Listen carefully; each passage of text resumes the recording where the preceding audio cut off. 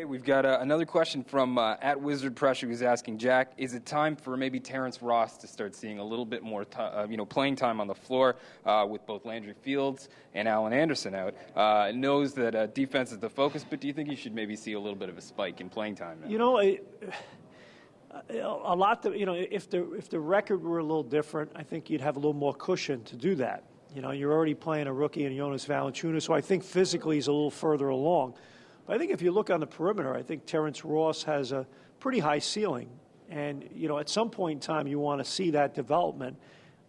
But as long as it's not at the risk of putting your team in a precarious situation where you're playing against frontline guys in the NBA and you're asking a guy to really develop. You've already gone through that with DeMar DeRozan and Andrea Bargnani, and quite frankly haven't been in the playoffs in 4 years. So you want to start to turn this thing a little bit and get pointed in a winning direction.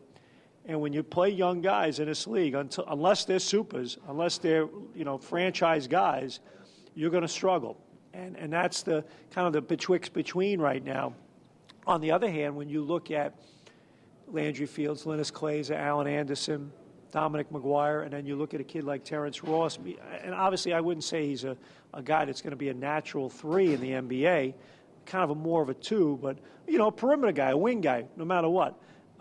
What's his ceiling compared to some of those other guys? And I think that's the thing that you got to look at from an organizational perspective and kind of balance that with, going for the wins, going for the development. So my thing with him right now is if he can get on the floor every night and get a taste of it and a chance to play, and if he's playing well, you keep him out there. If he's struggling and looking like a rookie out there, then you cut it back a little bit. So a lot of it comes down to performance and how tight or loose that leash is.